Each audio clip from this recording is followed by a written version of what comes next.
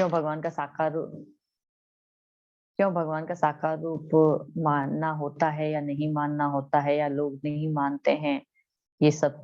और क्या क्वालिटीज हैं जिसको हम गॉड कहते हैं, उनकी क्या क्वालिटीज हैं। तो हमने ये डिस्कस किया था कि सबसे ज्यादा मतलब सोर्स हैं, हर चीज के सोर्स हैं भगवान। फिर सुप्रीम कंट्रोलर हैं, सुप्रीम प्रोपराइटर हैं यानी कि स्वामी हैं, और सुप्रीम एंजॉयर भी है। सब कुछ भोक्ता, भोक्ता, अहम भोक्ता भगवान कहते हैं, है ना। तो मैं ही भोक्ता हूँ भगवान कहते हैं। तो इसलिए उसके बारे में भी हमने डिस्कस किया था कि कैसे कैसे इसके पीछे जो प्रमाण भी दिए थे, कुछ एग्जाम्पल्स के द्वारा हमने डिस्कस किया था। दूसरा हमने डिस्कस किया था कि भगवान कैसे साकार हैं। कई लोग निराकार निराकार ब्रह्म ज्योति ऐसे बोलते रहते हैं। तो फिर भगवान किस किस रूप में होते हैं? भगवान ब्रह्म के रूप में, भगवान के शरीर से रोशनी निकलती है, वो ब्रह्म है। भगवान परमात्मा रूप में हम सभी के हृदय में निवास करते हैं, हर जीव के हृदय में, तो वो परमात्मा रूप होता है। और तीसरा होता है ये भगवान गोलोक वृंदावन धाम में होते हैं। तो इस तरह से हमने डिस्कस किया था। उसके बाद अब हम आते हैं कि भगवत गीता में जो 6 ऐश्वर्य बताए गए हैं, तो उन 6 ऐश्वर्यों के बारे में हम थोड़ा सा डिस्कस करेंगे आज जल्दी से, और उसके बाद हम आगे बढ़ेंगे। तो 6 ऐश्वर्य कौन कौन से होते हैं, अगर आप लोगों को किसी को पता हो कि भगवान में कौन कौन से गुण, किस ऐश्वर्य मतलब भगवान, हम आप भगवत गीता में जब पढ़ेंगे ना, आप भगवत गीता में इस तरह से पढ़ेंगे कि धृतराष्ट्र उवाच, अर्जुन उवाच, नारद मुनि उवाच, भागवतम में जब हम पढ़ते हैं शुक उवाच, इस तरह से पढ़ते हैं। लेकिन भगवत गीता में जहां जहां पे कृष्ण बोलते हैं, वहां वहां पे लिखा हुआ है भगवान उवाच, है ना। भगवान श्री कृष्ण उवाच भी नहीं लिखा है, केवल भगवान उवाच। क्योंकि ये सेल्फ अंडरस्टैंडिंग है आचार्यों की कि भाई जिन्होंने भी लिखा है इसको, कि भाई भगवान का मतलब कृष्ण है, तो कृष्ण बोल रहे हैं तो भगवान ही लिखना है, अलग से भगवान श्री कृष्ण नहीं लिखना है। जैसे भगवान शिव, कभी कभी सम्मान के साथ शिव जी को भगवान शिव लिखा जाता है, लेकिन या फिर है ना किसी सम्मानित व्यक्ति को हम बोल देते हैं आप मेरे स्वामी हैं, तो उस तरह से भगवान शब्द यूज कर लिया जाता है। लेकिन एक्चुअल में परम पुरुषोत्तम भगवान कौन है? श्री कृष्ण है। तो ऐसा करके भगवत गीता में केवल भगवान वाचा लिखा गया है हर जगह पे। अब हम कहेंगे कि भाई क्यों बोल रहे हैं कि श्री कृष्ण ही भगवान है? तो सबसे ज्यादा जो ऐश्वर्यों की बात होती है कि हम किसी पर्सन के अंदर जब देखते हैं, तो हमें कोई पर्सन में सुंदरता होती है, कोई बहुत सुंदर होता है, कोई बहुत धनवान होता है, कोई बहुत फेमस होता है, ये सब क्वालिटीज हम देखते हैं। तो ये सब क्वालिटीज जो हैं भगवान कृष्ण में सबसे ज्यादा हैं। कैसे? अनंत, अनंत है एक तरह से कह सकते हैं। तो कैसे? सबसे धनवान है, धन की देवी जो लक्ष्मी, वो है विष्णु के चरणों में सेवा करती हैं। और साथ ही साथ विष्णु जो है वो तो कृष्ण के अवतार हैं, कृष्ण से ही विष्णु निकले हैं। तो इसलिए कृष्ण की रासलीला में फिर लक्ष्मी देवी प्रवेश भी करना चाहती हैं। और आपको इस चीज पे शायद बिलीव नहीं होगा, तो इसका एक एग्जाम्पल मैं देती हूँ। प्रमाण यह है कि आप वृंदावन में जब जाएंगे ना, तो वृंदावन के वनों में से एक वन में लक्ष्मी देवी का एक बहुत बड़ा मंदिर बना हुआ है। और वो मंदिर में लक्ष्मी देवी जो है तपस्या कर रही है। वहां पे कोई कलश वलश नहीं है उनके हाथ में, लक्ष्मी देवी तपस्या कर रही है।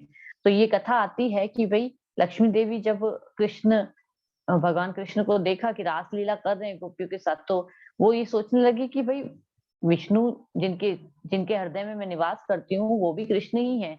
तो एक्चुअल में तो मैं कृष्ण की दासी हूँ, तो मुझे, है ना, मुझे भी कृष्ण की रासलीला में प्रवेश चाहिए। जो आनंद आता है ऐश्वर्य भाव में, जो आनंद आता है वो उतना, जो रासलीला में आनंद आता है वो ऐश्वर्य भाव में आनंद नहीं आता है। तो ये सोच के लक्ष्मी देवी ने सोचा कि मैं भी रासलीला में प्रवेश करूं। भगवान ने मना कर दिया। अब वो तपस्या कर रही है, बोले, भगवान बोले कि जब तक आप इन इन भावों को प्रकट नहीं कर पाती जो कि गोपियों में है, जो राधा रानी में है, तब तक आपको इस रासलीला में प्रवेश नहीं मिल सकता। आप ऐश्वर्य भाव में रहती हैं, इसलिए आपको ऐश्वर्य भाव में विष्णु के साथ मैं रहता हूँ, आपके विष्णु फॉर्म में मैं रहता हूँ आपके साथ में। तो ऐसा सुनने के बाद लक्ष्मी देवी वहां पे तपस्या करने लगी वृंदावन के बाहर एक वन में। अब वन का नाम मुझे अभी याद नहीं है, लेकिन हम उस मंदिर में गए थे। और बहुत बड़ा मंदिर मतलब बना हुआ है, स्थान बहुत अच्छा बना हुआ है। लेकिन वहां पे हजारों हजार लोग आते हैं, भगवान लक्ष्मी देवी को प्रार्थना करते हैं कि हमें धन दे दो। लेकिन वहां के पुजारी नहीं बताया कि यहाँ तो लक्ष्मी देवी तपस्या में बैठी हैं। वहां यहाँ कोई मतलब यहाँ पे तो वो खुद ही भक्ति मांग रही हैं भगवान से कि मैं आपकी भक्त बन जाऊं ताकि मैं आपकी रासलीला में प्रवेश कर सकूं, इस तरह से।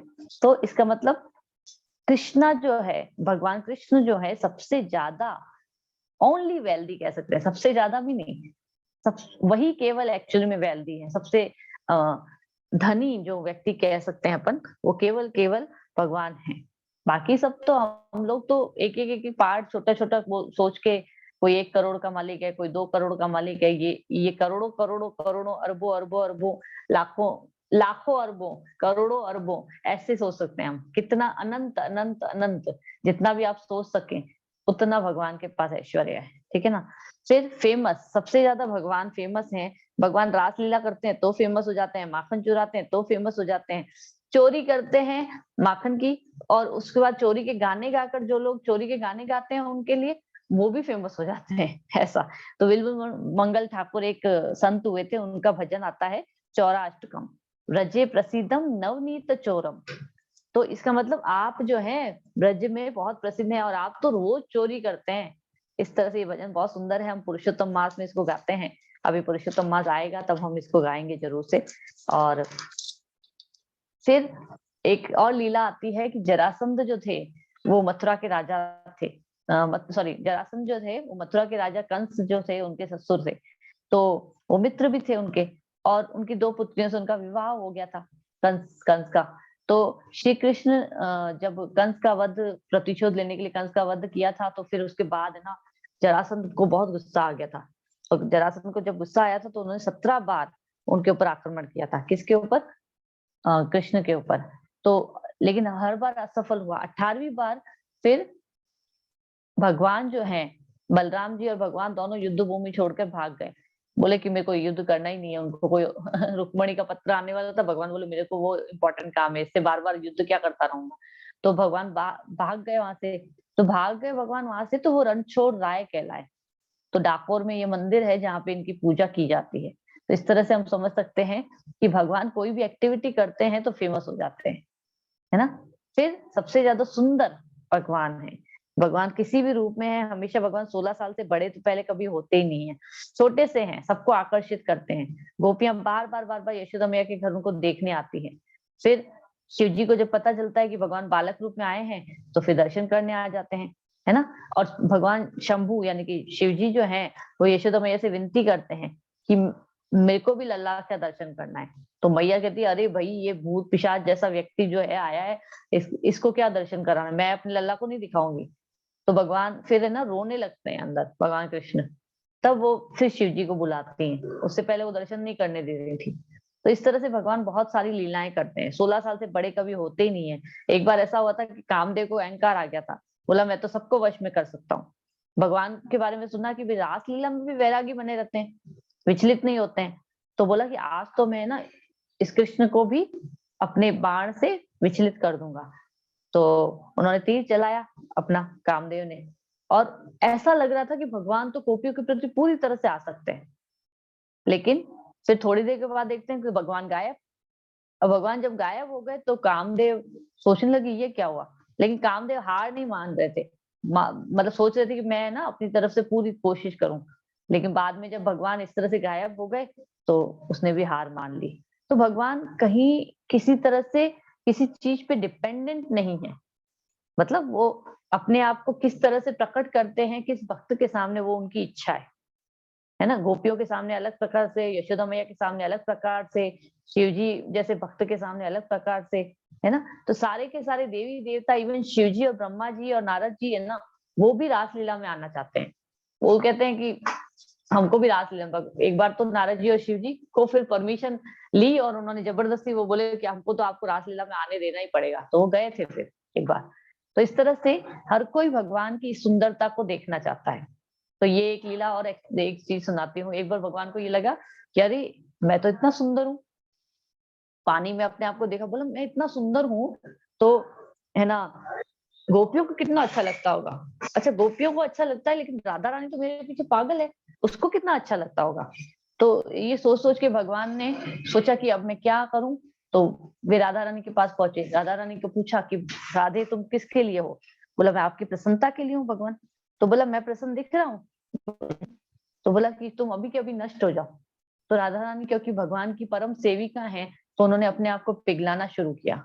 तो जब वो पिघलाना शुरू किया तो उनके शरीर सोने जैसा है राधा रानी का, तो सोने की तरह वो पिघलने लगा और उसको, उस अंग कांति को भगवान ने अंगीकार कर लिया। तो अंगीकार किया तो चैतन्य महाप्रभु का जन्म हुआ। मतलब चैतन्य भगवान कृष्ण स्वयं है, लेकिन उन्होंने वर्ण किसका ले लिया? गौर वर्ण ले लिया। किसका? राधा रानी का। और भाव भी किसका ले लिया? राधा रानी का। तो ये लीला बीच में आ गई क्योंकि परसों मतलब 7 तारीख को महाप्रभु का जन्मदिन है। और महाप्रभु कौन है? महाप्रभु राधा और कृष्ण का सम्मिलित रूप है। आप लोग क्लासेस, जो लोग, आप लोग अभी नए हैं, आप लोग उन क्लासेस में नहीं आ पाते हैं, तो हम अभी डेली वो क्लासेस कर रहे हैं जिनमें कि महाप्रभु के बारे में मैंने बताया था भक्तों को। तो इस तरह से महाप्रभु जो है भगवान का वो अवतार है, भगवान स्वयं है कृष्ण, जो कि राधा रानी का भाव लेके आते हैं। ठीक है ना? तो खैर इस पे मैं नहीं जाती हूँ अभी। फिर आते हैं ज्ञान। तो भगवान ने भगवत गीता 45 मिनट में बोल दी। अब ऐसे थोड़ी तो चाहिए श्लोक बोलूंगा फिर वो श्लोक बोलूंगा, नहीं। और इवन यह गीत जो है, यह सूर्य के देवता विवस्वान को भी सुनाया, ब्रह्मा जी को भी सुनाई, फिर अर्जुन को भी सुनाई, है ना? और इस पर, इस गीता के ऊपर ही हजारों हजार टीकाएं लिखी जाती हैं, या फिर इसी गीता के ऊपर कसम खाई जाती है, इतनी फेमस है गीता, है ना? तो इस, और साथ ही साथ श्रीमद् भागवतम, जिसमें कि कृष्ण की लीलाएं हैं, कृष्ण की कथाएं हैं, वो भी बहुत फेमस है।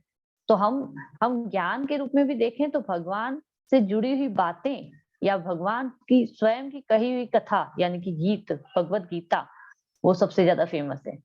फिर वैरागी के बारे में अभी अभी मैंने बताया कि गोपियों को छोड़ के चले गए। एक बार गोपियों को अहंकार हो गया, मतलब कुछ तो है हमारे अंदर जिसके कारण कृष्ण हम पे, हमारे साथ रोज रासलीला करने आते हैं। सिर्फ क्षण भर का उनको अहंकार हो और भगवान वहां से गायब। तो ये जो चीज थी भगवान की वैरागीपन को दिखाता है। साथ ही सारथी बन गए हम, अपने अपने ही मित्र या हमसे जो जूनियर है। एक्चुअल में हम भले ही किसी के साथ मित्रता रखते हैं, लेकिन मान लो कि वो हमसे जूनियर है किसी भी तरह से, हम सीनियर उससे, हम मित्रता रखे हुए बैठे हैं तब तो ठीक है, लेकिन हमको उसके अंडर में काम करने को बोल दिया जाए तो हम करेंगे? नहीं कर पाएंगे। लेकिन भगवान को अर्जुन ने जब बोला कि आप मेरे सारथी बन जाओ, तो भगवान खुशी खुशी बन गए। तो ये भगवान का वैरागीपन है। ठीक है ना? सबसे शक्तिशाली भगवान है। कृष्णा बुक हम पढ़ते थे तो उसमें इतनी सारी लीलाएं हमने पढ़ी। आप लोगों का भी जब आएगा, ठीक है, अभी जैसे आज कुछ वक्त, बहुत से वक्त नहीं आ पाए हैं, तो जब ये थोड़ा सा ये वाला ग्रुप भी अच्छे से चलने लग जाएगा तो हम वो क्लासेस भी कभी कभी कर पाएंगे। तो शक्तिशाली कैसे हैं? पूतना का वध किया, कालिया नाग की लीला आती है, गोवर्धन लीला आती है ना? संदीपनी मुनि जो थे, उनके गुरु थे, उनके पुत्र को वो सागर से वापस छीन के ले आए थे। वृत्तासुर, बकासुर, अघासुर, धेनुकासुर, प्रलंबासुर, कितने कितने राक्षसों को। और इवन ये बताया जाता है कि वो भी स्वयं कृष्ण ने नहीं मारा। कृष्ण का अवतार जाके मार वार के आ जाते थे। कृष्ण तो हमेशा रासलीला और गोपियों के साथ बिजी रहते थे, गोप सखाओं के साथ बिजी रहते थे। उनका एक अवतार निकलता था, मार मार के आ जाता था इस तरह से। तो ये जो है शक्तिशाली, इतने शक्तिशाली। इवन हमने ये भी डिस्कस किया था, ये पूरी सृष्टि, ये पूरे ब्रह्मांड के ब्रह्मांड हम आगे जब देखेंगे कैसे बने हैं, कितना ज्यादा।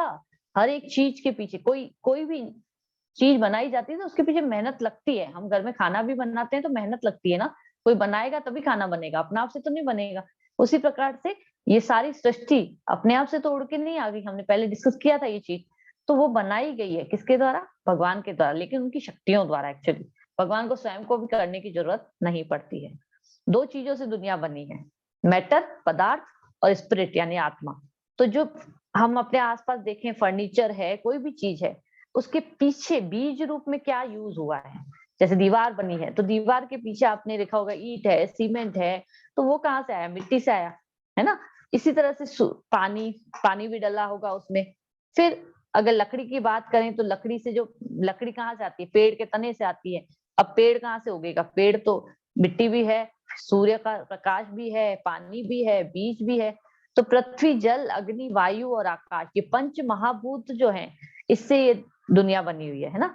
तो एक बार एक, है ना, कुछ वैज्ञानिक भगवान को बोले कि भाई हम सब कुछ बना लेते हैं, अभी आपकी जरूरत नहीं, आप आराम करो थोड़ा भगवान, हम सब कर लेंगे। ये क्लोन भी कर लिया हमने, टेस्ट ट्यूब बेबी भी बना लिए।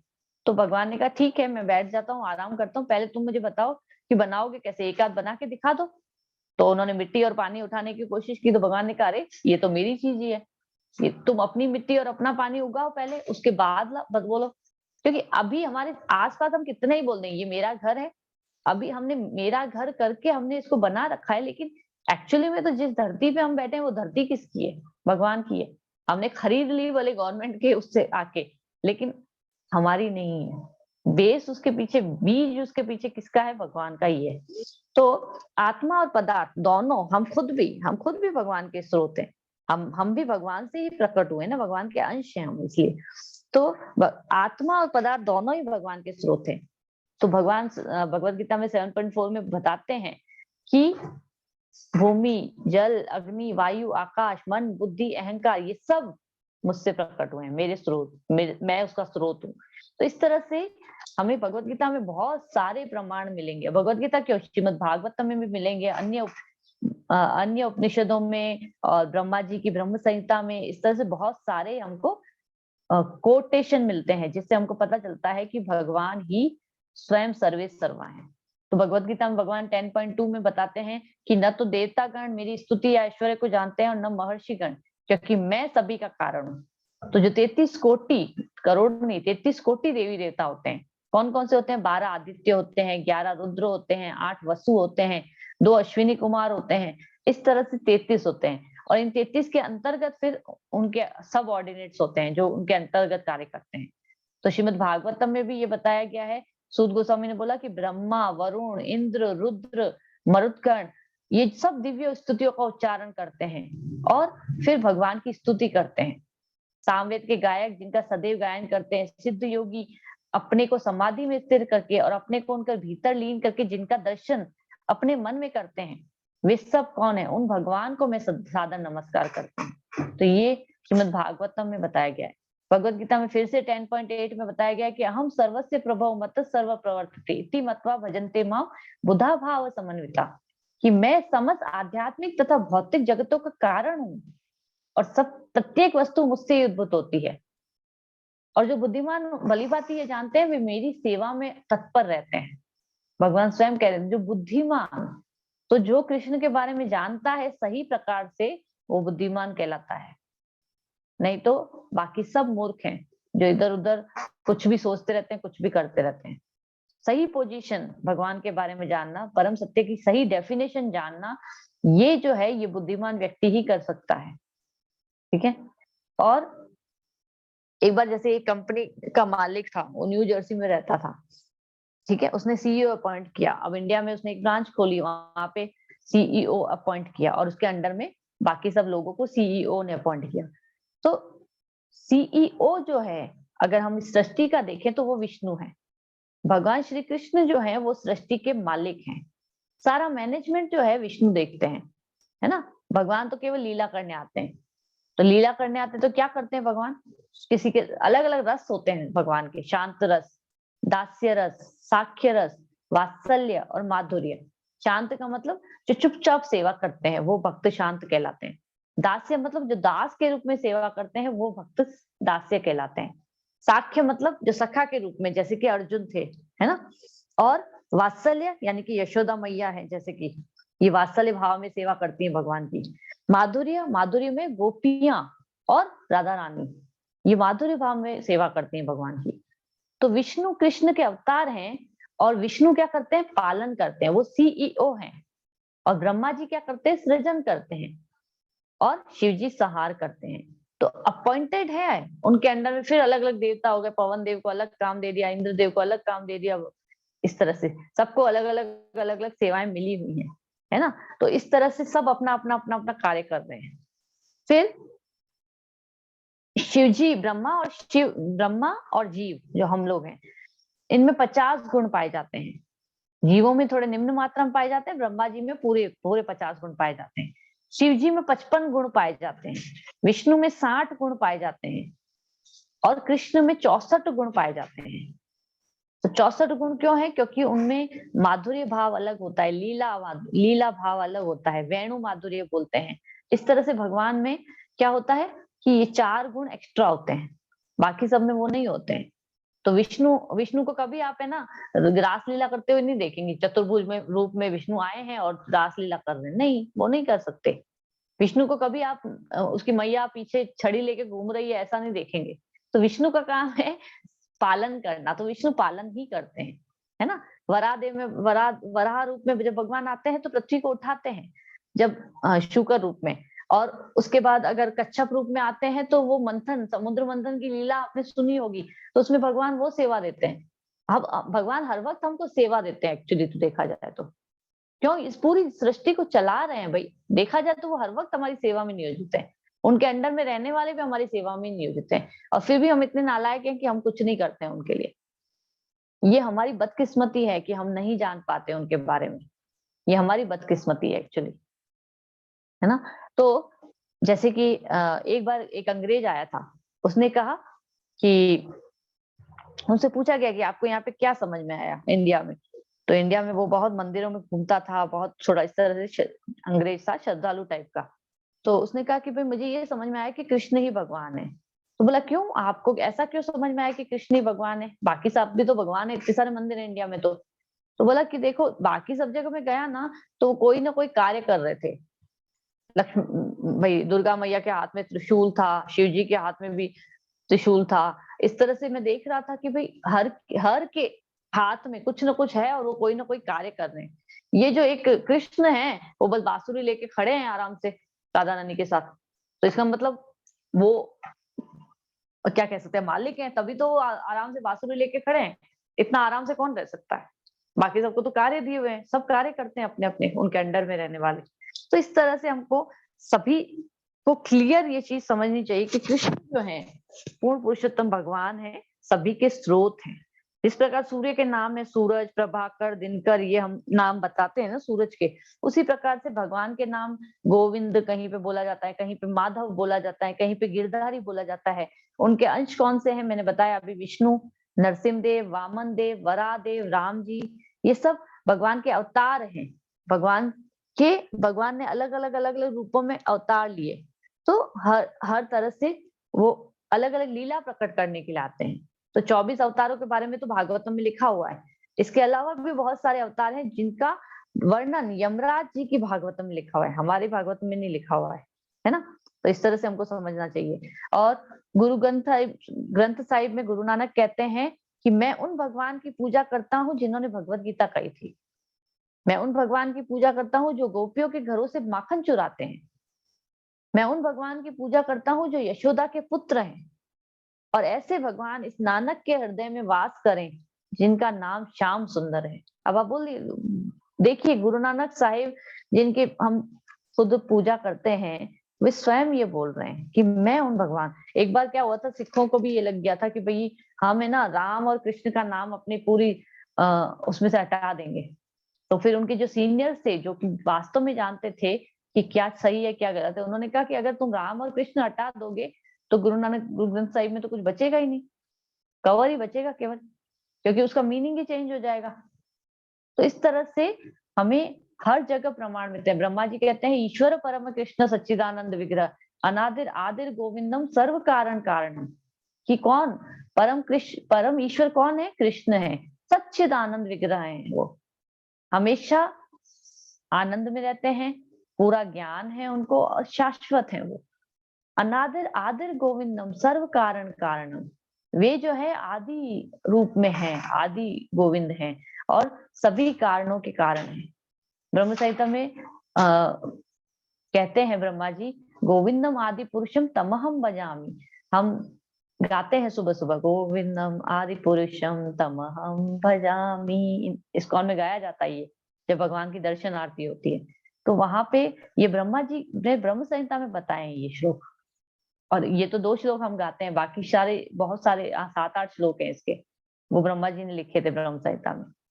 तो हमको हमको इस चीज से ये समझ में आता है कि वे भगवान स्वयं जो हैं वे ही पूर्ण पुरुषोत्तम भगवान है, और हमको इसके डाउट नहीं होना चाहिए। बार बार क्यों बताया जाता है, क्योंकि हो सकता है कि हमारे चित्त में कई और वृत्तियों के कारण हमारे पहले के हमारे कॉन्टेक्ट्स होते हैं, हम पहले जो जीवन जीते हैं उसके अनुसार हमको ये पता होता है कि भाई ये भी भगवान है, वो भी भगवान है, वो भी भगवान है, वो भी भगवान है। नहीं, ये गलत फिलॉसफी है। अभी हम थोड़ा सा और आगे जब इस क्लास को खत्म करने पे जाएंगे तब तक आप लोगों को और क्लियर हो जाएगा कि मैं क्या बताना चाहती हूँ। ठीक है, तो भगवत गीता में भगवान 5.29 में भी कहते हैं कि समस्त लोकों और देवताओं का परमेश्वर मैं हूँ। फिर भगवान 8.7 में ये भी कहते हैं कि सदैव कृष्ण रूप में मेरा चिंतन करना चाहिए। आप विष्णु रूप में करते हो, राम रूप में करते हो, प्रॉब्लम नहीं है, लेकिन कृष्ण रूप में करोगे तो क्या होगा कि हमें भगवान के साथ वो लीला माधुर्य, जो भगवान का वो रूप है जिसमें वो अपने भक्तों के साथ आदान प्रदान करते हैं, वो कृष्ण रूप है, वो सबसे मोहक रूप है। बाकी सब में वो अपना अपना काम करते हैं। आप ऐश्वर्य भाव में पूजा करना चाहिए, विष्णु की करिए, नारायण की करिए। आप नरसिंह देव जो है रक्षा करते हैं, इसलिए नरसिंह देव के रूप में पूजा करिए। मर्यादा पुरुषोत्तम राम जी है, राम के रूप में पूजा करिए। ये सब भगवान के अवतार है।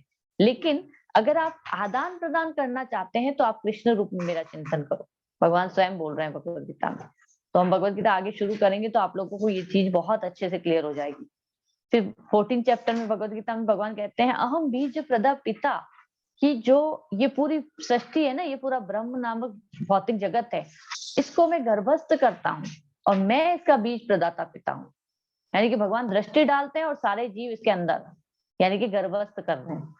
बीज कैसे डाला जाता है? जीवों का बीज डाल रहे हैं भगवान।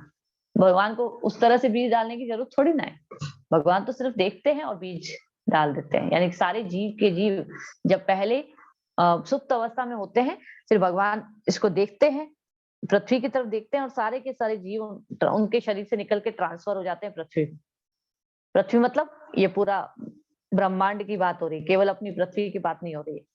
ठीक है, पूरे ब्रह्मांड में सूर्य लोक में भी जीव हैं, चंद्र लोक में भी जीव हैं। हमें दिखते नहीं है, वो अलग बात है नहीं, ऐसा नहीं है। ठीक है ना। अब हम आते हैं एक इम्पोर्टेंट टॉपिक पे। अभी मैं बार बार कह रही हूँ कि भाई देवता जो होते हैं या भगवान, एक भगवान ये है और देवता उनके अंडर में है बाकी सब लोग, तो इसमें डिफरेंस कैसे पता चलेगा, थोड़ा सा हम इस पे डिस्कस करेंगे। तो डेमी गॉड और गॉड, ये दो दो तरह की कैटेगरीज हम डिस्कस करेंगे आज, है ना। तो डेमी गॉड यानी देवता जो होते हैं वो 33 कोटि होते हैं, जैसे हमने डिस्कस किया था अभी कि 12 आदित्य होते हैं, 11 रुद्र होते हैं, 8 वसु होते हैं, 2 अश्विनी कुमार होते हैं। फिर इनके अंतर्गत में और बाकी सारे देवी देवता आते हैं। तो इसकी डिटेल में हम भगवत गीता पढ़ेंगे तब और जाएंगे कि 33 कोटि में और क्या क्या होते हैं। ठीक है ना, अभी नहीं। और भगवान कौन है? एकल ईश्वर कृष्ण और सब भृत्य, बाकी सब उनके अंडर में। ईश्वर कौन है? कृष्ण है। फिर देवता जो होते हैं पार्ट एंड पार्सल हैं, मतलब कि भगवान के अंश हैं, लेकिन भगवान स्वयं सुप्रीम होल है, यानी कि जिससे वो आए हैं सब कुछ, वो भगवान है। देवता सेवा करते हैं। सेवा किसकी की जाती है? भगवान की जाती है, कृष्ण की जाती है। देवता भगवान के द्वारा बनाए गए हैं। आपको ये बात पता नहीं हो तो मैं बता देती हूँ। जैसे मैंने कहा विष्णु, तो गर्भोदक्षाई विष्णु जो होते हैं उनके कमल नाल से, आपने ये फोटो देखी होगी, ब्रह्मा जी प्रकट होते हैं। और ब्रह्मा जी जब ना अपनी बोहों को ये सिकुड़ाते हैं तो रुद्र यानी शिव जी प्रकट होते हैं।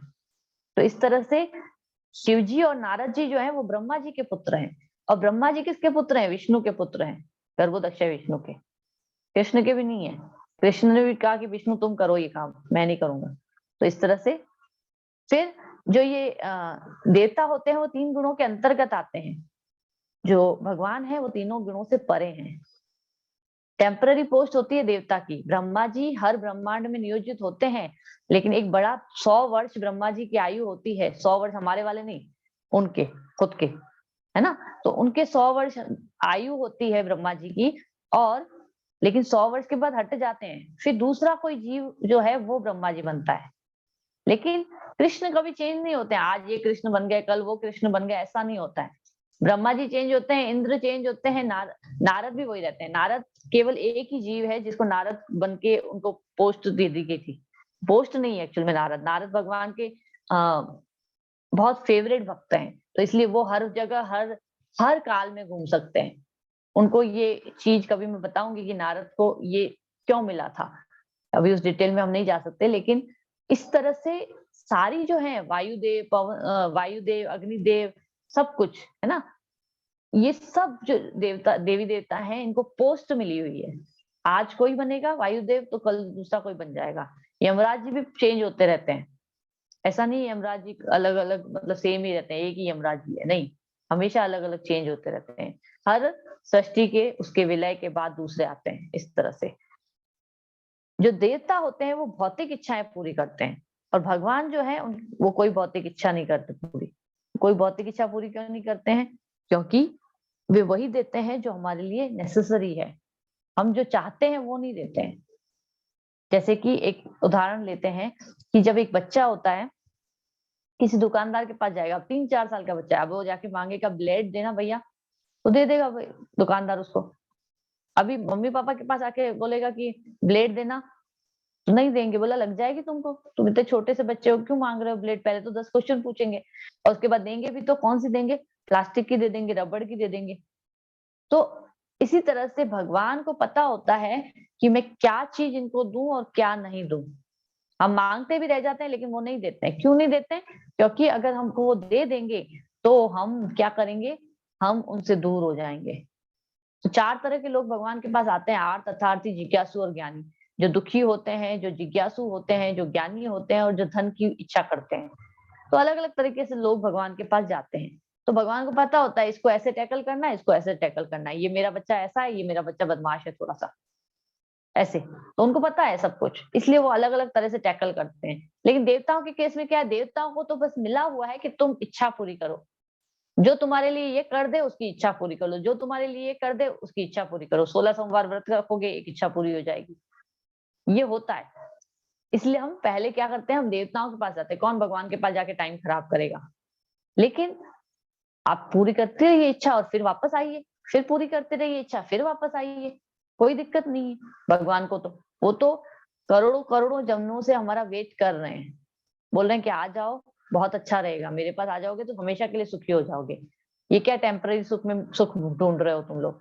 लेकिन हम लोग थोड़े से जिद्दी हैं। हमको लगता है कि जो आसपास है वो तो पहले भोग लें, और किसने देखा है कृष्ण के पास जाके क्या मिलेगा। तो इसलिए हम मानते नहीं है उनका कहना, और बार बार नया नया जन्म लेते हैं। बोले कुत्ता बन गए, कभी सांप बन गए, कभी शेर बन गए, कभी कुछ बन गए, फिर मनुष्य बनते हैं। तो भी मनुष्य जन्म में भी हमको भोगना होता है, पहले घर बना लूं, पहले ये कर लूं, पहले वो कर लूं। नहीं करते हैं जो भगवान कहते हैं हमको, और इसीलिए वो बार बार हमसे हमारे लिए प्रयास करते रहते हैं। फिर सोचते हैं कि ठीक है, देवी देवताओं को अपॉइंट तो कर लेता हूं, कुछ तो करेंगे। मतलब गंदे काम करने से अच्छा देवी देवताओं के पास जाएंगे तो कुछ अच्छा काम ही करेंगे, 16 सोमवार व्रत ही रख लेंगे। ये उनसे तो अच्छा है जो दारू पी के पड़े रहते हैं। तो इस तरह से भगवान ने हमारे लिए देवी देवता अपॉइंट किए हैं। इसलिए नहीं किए हैं कि हम केवल उनके पास चले जाएं और अपनी अपनी इच्छाएं पूरी करते रहें। इसीलिए किए क्योंकि वो हर तरह से अपने बच्चे को अपने पास रखना चाहते हैं, और हम सब उनके बच्चे हैं। ठीक है? तो हम जैसे कि है ना, ये क्या, दिवाली, दिवाली का त्योहार हम मनाते हैं। तो दिवाली में सीताराम आए थे अयोध्या। दिवाली इसलिए मनाई जाती है, लेकिन हम किसकी पूजा करते हैं? लक्ष्मी और गणेश जी। गणेश जी तो पार्वती और शिव जी के पुत्र हैं, और लक्ष्मी जी नारायण की पत्नी। हम दोनों को साथ बिठा देते हैं। ये सही नहीं है एक्चुअली, लेकिन हम सोचते हैं कि जहां से, क्योंकि गणेश जी की पूजा करना अनिवार्य है, सबको पता है कि सबसे पहले गणेश जी को वर मिला हुआ है कि आपकी पूजा सबसे पहले की जाएगी। तो गणेश जी की पूजा तो होती है हर घर में, कोई भी कार्य किया जाता है उसके लिए। लेकिन लक्ष्मी जी की पूजा, हमको नारायण के बिना ही लक्ष्मी चाहिए केवल। और नारायण वहां जहाँ पे नहीं होते हैं वहां लक्ष्मी रहती ही नहीं है, ज्यादा टाइम तक आती है लेकिन फिर से चली जाती है। परमानेंट कहाँ रहेंगी? जहाँ पे नारायण रहेंगे। और वो लक्ष्मी जो होती है वो हमको आध्यात्मिक उन्नति देने वाली भी होती है। हम सोचते हैं कि नहीं, हमको नारायण के बिना लक्ष्मी मिल जाएगी तो हम भोग कर लेंगे। कितना भोग करोगे? नहीं कर पाएंगे। कितना खा लेंगे? खाएंगे तो वही 2 रोटी। डायबिटीज लग जाएगी तो फिर 2 से 1 पे भी आना पड़ जाता है। एक एग्जाम्पल दे रही हूँ। ठीक है? इसी तरह से देवता जो होते हैं टेम्पररी रिजल्ट देते हैं, मतलब अभी हुआ और वो खत्म हो जाएगा। लेकिन भगवान जो है हमें शाश्वत रूप से अपने पास बुलाना चाहते हैं। तो देवताओं की पूजा करने का मतलब है पत्तों को पानी देना, और भगवान की पूजा करने का मतलब है जड़ में पानी देना। तो जड़ में पानी देते तब पेड़ अच्छा उगता है, और जब पत्तों को पानी देते हैं तब पेड़ अच्छा उगता है। ऑफकोर्स जड़ में पानी देते हैं तब उगता है। तो हमें इस चीज का ध्यान रखना चाहिए कि हमें कुछ भी चाहिए, गलत चाहिए, सही चाहिए, लेकिन हमको भगवान के पास ही जाना चाहिए। कुछ भी चाहिए, हमें भगवान के पास जाना चाहिए, कृष्ण के पास ही जाना चाहिए। फिर वो इतना ज्यादा दयालु हैं कि या तो हमारी इच्छा पूरी कर देते हैं, और या फिर उस इच्छा के बदले हमको समझा देते हैं कि भाई ये इच्छा तुम्हारी सही नहीं है। वो इस तरह से करते हैं, लेकिन एटलीस्ट हम सही जगह पे जाएंगे, है ना। तो जब कृष्ण की पूजा करते हैं तो सारे देवी देवता भी प्रसन्न होते हैं। अब मान लीजिए कि आप राम जी की पूजा कर रहे हैं, आप राम जी की पूजा छोड़ के हनुमान जी की पूजा करने लग जाएंगे, तो हनुमान जी प्रसन्न होंगे क्या? नहीं होंगे प्रसन्न, है ना। तो शिव और पार्वती भी जो कृष्ण की पूजा करने पे प्रसन्न होते हैं। शिव जी जो है वैष्णव है, वैष्णवा नाम यथा शंभो। तो वैष्णवों में सर्वश्रेष्ठ जो है वो शिव जी हैं। पार्वती जो है ये महामाया है, इस पूरी सृष्टि को चलाने वाली। वो बार बार हमको इसलिए प्रताड़ित करती है कि भाई हम सुधर जाएं और भगवान के पास चले जाएं। शिव जी तो खुद ही भगवान की पूजा में लीन रहते हैं हर वक्त, तो वो तो हमको क्यों ही गुस्सा होंगे हमारे ऊपर। ये हमारी क्या कह सकते हैं, हमारी चेतना का स्तर है, जिसमें हम ये सोचते हैं कि हम भगवान के पास नहीं अगर भगवान के पास चले जाएंगे और शिव जी और पार्वती या दुर्गा माँ, हनुमान जी, गणेश जी इनकी पूजा नहीं करेंगे, तो वो हमसे नाराज हो जाएंगे सारे के सारे। ऐसा नहीं है, इस चीज पे बहुत ध्यान से हमको सोचना चाहिए, है ना। तो यदि हम ऐसे कहें कि हम भोजन को हाथ, पांव, आंख, कान इसको खिलाएंगे, तो क्या पोषण मिलेगा हमको? भाई आज ये हमारा मेरा हाथ है, वो बोले नहीं नहीं आज तो मैं ही खाना खाऊंगा, आज मैं मुंह में खाना नहीं डालूंगा, तो क्या हो जाएगा? कुछ नहीं होगा, पड़ा पड़ा खाना सड़ जाएगा यहीं पे। लेकिन अगर ये मुंह में डाल देगा तो इसको भी पोषण मिलेगा और शरीर को भी पोषण मिलेगा। तो ये चीज समझने की है, कृष्ण की सेवा करने पर, कृष्ण की पूजा करने पर सारे देवी देवता प्रसन्न हो जाते हैं, ऑटोमेटिक हो जाता है वो। फिर आपको अलग से किसी देवी देवता की पूजा करने की जरूरत नहीं महसूस होती है, करनी नहीं होती है हमको किसी और की। ठीक है, तो इस तरह से भगवान हमसे व्हाट वी ही वांट वो देवी देवता देते हैं, लेकिन व्हाट वी नीड वो भगवान देते हैं। आप सोचिए ना कि भागवतम जब लिखी गई थी तो किसने लिखी थी? व्यास देव जी ने लिखी बोली थी और गणेश जी ने लिखी थी। तो सारे देवी देवता भगवान के अंश है, सब भगवान की ग्लोरिफिकेशन करना चाहते हैं। अनंत शेष जो है करोड़ों करोड़ों मुंह बोलते हैं, करोड़ों करोड़ों मुंह मेरे पास होना तो भी मैं भगवान की ग्लोरीज को कम कम पढ़ते हैं मेरे मुंह, मेरे ये मुख है ना जो करोड़ों करोड़ों अनंत होना तो भी, अनंत शेष के अनंत मुख है तो भी वो बोलते हैं कि अनंत मुख है ना, ये भी भगवान की ग्लोरीज के लिए कम है मेरे पास। तो इस तरह से हमें समझना चाहिए कि भगवान स्वयं कृष्ण जो है वही एक्चुअली में हमारे सर्वे सर्वा है, वही सब कुछ है हमारे लिए। ठीक है, तो प्रभुपाद कहते थे कि परम सत्य जो है ये एक आदमी है, एक पुरुष है, ये हमको समझ में नहीं आता है ना। और भगवान की क्या खासियत है? अंगानी यस्य सकलेंद्रिय वृत्तिमंती, यानी कि वे किसी भी अंग से कोई भी कार्य कर सकते हैं, इसलिए वे सर्वशक्तिमान है। उनके लिए ये नहीं है कि मुख से ही खाना खाना है। अब कई बार हम कहते हैं ना भोग लगाते हैं, अरे थाली तो आप लोग रखते हो लेकिन वो खाता कौन है? वो तो एज इट इज आपके पास वापस आती है। तो फिर हमको क्यों सोचना चाहिए अरे खाया ही नहीं, ये तो आपकी आप लोगों की ऐसी मूर्ति के आगे रख देते हो, पागल हो सबके सब, ऐसे बोलते हैं लोग हमको। नहीं, भगवान को किसी तरह से जरूरत नहीं है, वो मूर्ति रूप में भी खा सकते हैं, वो सिर्फ देखने मात्र से खा सकते हैं, उनको ऐसे जरूरत नहीं है, वो कान से भी खा सकते हैं उनको कोई भी अंग बाध्य नहीं है, उनका कोई भी अंग कोई पर्टिकुलर कार्य करने के लिए। हमारे बाध्य हैं, हम हाथों से पैरों का काम नहीं कर सकते और पैरों से हाथों का काम नहीं कर सकते, नहीं कर सकते। हमारे बाध्य हैं क्योंकि हम बद्ध जीव हैं, इसलिए हमारे हर अंग की एक विशेषता है और हम वही कार्य उनसे कर सकते हैं।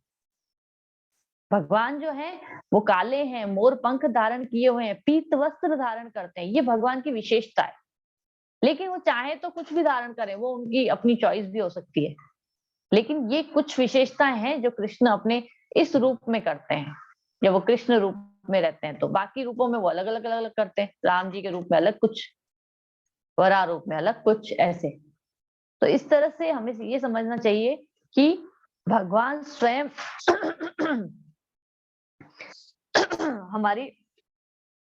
हमारे लिए लालायित रहते हैं। लेकिन प्रॉब्लम ये है, थोड़ा सा ये एक चीज भगवान बताते हैं भगवत गीता में, सर्वधर्मान परित्यज्य माम एकम शरणम व्रज। पहले सारे धर्मों का त्याग करो, मैं सारे पाप काट दूंगा, फिर तुम मेरे पास आ जाओगे। अब हम सोचते हैं कि भैया इतने सारे पाप किए हैं, कब कटेंगे? तो पिताजी तो सख्त होते हैं, तो फिर हमको माँ के पास जाना होता है। हमारी माँ कौन है? राधा रानी।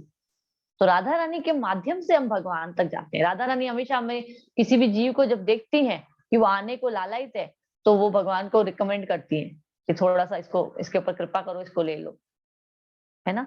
तो हम एक उदाहरण से समझाती हूँ, जैसे शीशे में देखेंगे वैसा ही हमको रूप दिखता है हमारा। तो इसी प्रकार से भगवान के बारे में भी आप नेगेटिव सोचोगे, निराकारवादी हैं, ब्रह्म है, ये है, वो है, कुछ भी, तो नेगेटिव ही आपके पास आएगा। आपको भगवान आपकी बुद्धि को स्थिर कर देंगे उसके अंदर। भगवान कहते हैं अच्छा देवताओं को पूजना चाहते हो, ठीक है देवताओं को पूजते रहो, पितरों को पूजना चाहते हो, पितरों को पूजते रहो, कर्म कांड करना चाहते हो, कर्म कांड करते रहो, मैं तो स्थिर कर दूंगा तुम्हारी बुद्धि। तो आप पॉजिटिव सोचेंगे तो पॉजिटिव रिजल्ट आएगा, नेगेटिव सोचेंगे तो नेगेटिव रिजल्ट आएगा। तो इसीलिए हमको पॉजिटिविटी के साथ ये सोचना है कि गोलोक वृंदावन धाम में भगवान अपने सुंदरतम रूप में है। राधा और कृष्ण वहां पे लीलाएं करते हैं, और भगवान का साकार रूप है वहां पे, निराकार नहीं है भगवान, साकार है। और भगवान 5 रसों का आदान प्रदान करते हैं। कौन से 5 रस अभी बताए थे मैंने? शांत, दास्य, साक्ष्य, वात्सल्य और माधुर्य। ये 5 रस हैं। इनसे भगवान क्या करते हैं? अपने भक्तों के साथ आदान प्रदान करते हैं, ठीक है ना। लेकिन अगर आज मैंने कहा और आपने बुद्धि से मान लिया, हाँ ठीक है आज से मैं मान, तो बुद्धि से मान लेने से नहीं होगा, एक्सेप्ट करने से, हृदय से एक्सेप्ट करने से आनंद आता है। फिर भगवान कृपा देते हैं, और फिर हमको एक बच्चे की बात ही ये मानना चाहिए कि हमको कृपा मिलके ही रहेगी। हम आपके पास आना चाहते हैं, हमको कृपा चाहिए, और हमको कृपा मिलके ही रहेगी। ये एक बच्चे की तरह, जैसे एक बच्चा हमेशा अपने पेरेंट्स के पास ही भागता है बार बार, कुछ भी प्रॉब्लम में आता है तो उसको और कोई समझ नहीं आता है, मम्मी मम्मी मम्मी चाहिए या पापा चाहिए, जो भी पर्टिकुलर आजकल ऐसे वो नहीं है। बट ये जो प्रेम में आदान प्रदान है ना भगवान के साथ, यही सार है। यही सीखने के लिए हम ये भगवत गीता की क्लासेस अटेंड करेंगे, केवल भगवत गीता को पढ़ने के लिए नहीं। भगवान अर्जुन के साथ जो आदान प्रदान कर रहे हैं ना, वो साख्य भाव में कर रहे हैं। लेकिन जब भगवत गीता सुनाते हैं तो गुरु बन जाते हैं उनके। कितने कितने स्पेशल हैं, कितने ज्यादा लालायित हैं अपने भक्तों को अपने पास लाने के लिए। तो ये चुनाव हमको करना है कि हम क्या चाहते हैं। आग में से रोशनी और गर्मी दोनों आती हैं, हम किसकी तरफ ध्यान देते हैं ये हमारे ऊपर है ना। एक बिजली घर होता है तो वहां से लाइट अलग अलग जगह सप्लाई होती है, और वो लाइट हमारे घर में अलग अलग जगह पे यूज होती है। कहीं पे वही लाइट से गर्मी आ रही है, कहीं पे वही लाइट से सर्दी लग रही है, एसी चल रहा है, कहीं पे माइक्रोवेव चल रहा है, कहीं पे आयरन चल रही है, कहीं पे मोटर चल रही है, कहीं पे लाइट चल रही है, फैन चल रहा है। ये हमारे ऊपर है कि हम इसको समझ पाते हैं कि नहीं समझ पाते हैं।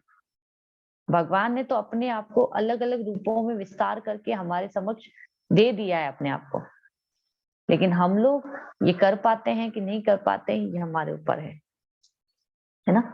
तो इसलिए हमको अचिंत्य है भगवान। अचिंत्य मतलब आप, हम उनको समझ नहीं सकते, सदैव हैं, और हर चीज को काल के रूप में हमेशा रहते हैं, कभी खत्म नहीं होते हैं।